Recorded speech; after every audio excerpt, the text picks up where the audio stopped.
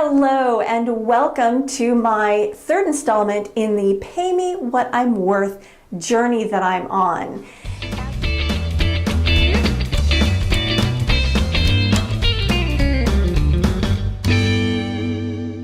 As I've mentioned in other videos, this is part of my self-discovery of owning my awesome.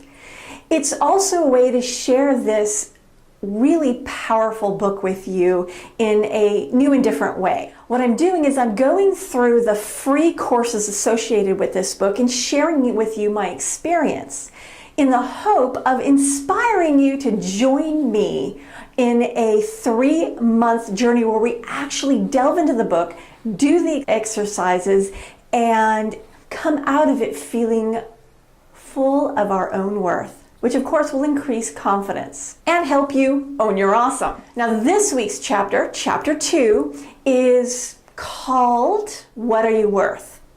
And it delves into your skills. What skills do you have?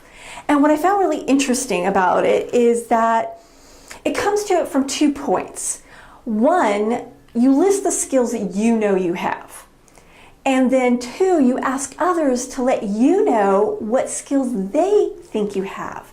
And then you kind of take an inventory of where are the gaps? In other words, what skills do I think I have that no one else notices? And what skills do others see in me that I'm not recognizing in myself? Now, I've had firsthand experience in this sort of gap. For example, I have been a writer for many, many years. Writing comes easily and naturally to me. And at one point in my career, I had the opportunity to supervise other writers. And I was amazed and sometimes appalled at the writing abilities of others. It just seemed that some people were brilliant and had no clue. And others were less than brilliant and had no clue. It was really interesting. And it was in that moment that I realized why my 2nd grade teacher pulled me aside and said, "Carma, you are a good writer. You have a brilliant future as a writer." I was only in the 2nd grade. I've seen what I wrote in the 2nd grade, and I had no idea what she saw in me. But when she compared my ability to others in the 2nd grade, I stood out. Standing out is usually something that is apparent from the outside. Sometimes we take ourselves for granted. We take our skills and our talents for granted. And when we do that, number 1, we're not owning our awesome. But number 2, we are devaluing ourselves. It's like when someone gives you a compliment about something you wear and you go, "Oh, this old thing." Or my favorite, when I was younger, someone would compliment me on a cake I made or cookies I made, and I go, "Oh, I just followed the recipe." Not everyone can follow a recipe. Not everyone can do what you find easy to do.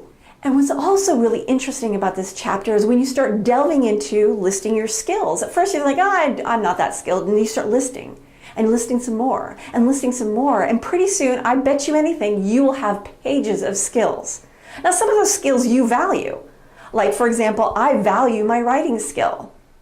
You also will find skills on your list that you don't value as much. For example, one of my skills is an ability to arrange things so that they look pretty. And I've done this with window displays, I've done this with my stamp collection, and it's just, I think of it as something fun to do. It's not really like, "Oh, pay me for that," but then again, I've met people who can't do that. So it's all relative. And what I think is really powerful about this chapter is understanding that relativeness against yourself and against others, but also finding those gaps. For example, the gap is between I see myself having this skill, but you don't. Then it falls on me to discover, well, am I really skilled in that? Or have I just been really bad at illustrating my ability? The other gap that's really, really powerful is when people see skills in you that you don't recognize in yourself. It could be because you don't value that skill, or it could be that you take it for granted. I remember I did an exercise several years back where I wrote 3 people that I valued and whose opinion I respected, and asked them a series of questions about what skills they saw in me and what job they saw me being good at. And the results were really interesting because they saw value in me that I hadn't thought to value. And it was really eye-opening. And this chapter encourages you to do something very similar.